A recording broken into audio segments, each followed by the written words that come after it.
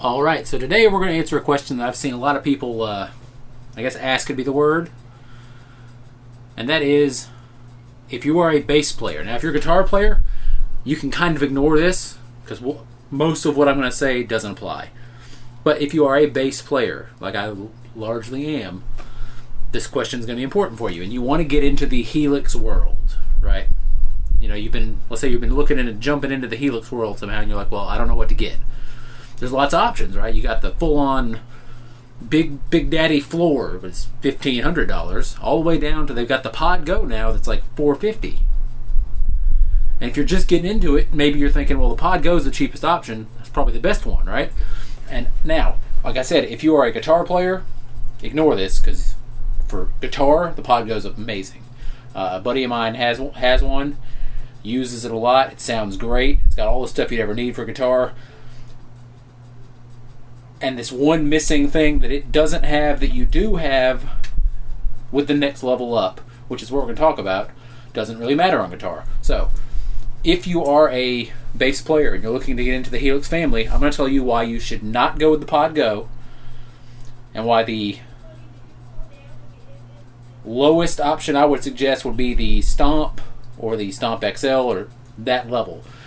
And that reason is, you can see here on this screenshot here why. Okay, so as you can see on the screen now, I've got a preset here with two signal chains that are exactly the same. The only difference being that, for one, I've got the distortion model, which I'm using the fuzz, the arbitrator fuzz, just a standard fuzz, directly before the amp with no split, and on the other, I have a split with a blend at the end so that you can blend in some clean signal along with the distorted signal. Now, like I said, on guitar, electric, acoustic, whatever, I don't know why you'd be putting a fuzz on an acoustic guitar, but anyway, on a guitar, that doesn't really matter. You don't really care. But for a bass, if you don't have the ability to do that blend and you put something that's heavily distorted like a fuzz on there, you're going to lose all of your low end and it's just going to sound bad. It's not going to sound right. So, and the reason I mention that is because the Pod Go does not give the ability to do a split path like that. The Stomp, you can do a split path. The LT, like I've got, you can do a split path. The Floor, you can do a split path.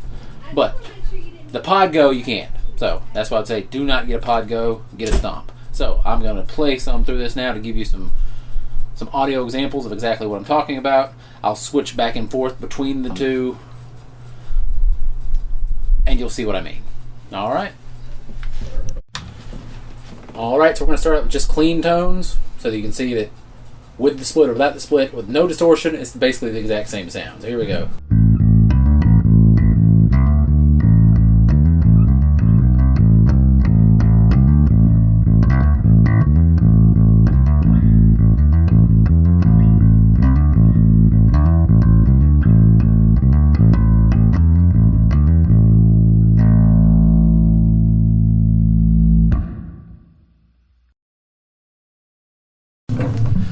Okay, now we're going to do the same sort of thing, except for now I've got the distortion on, so this is with the fuzz.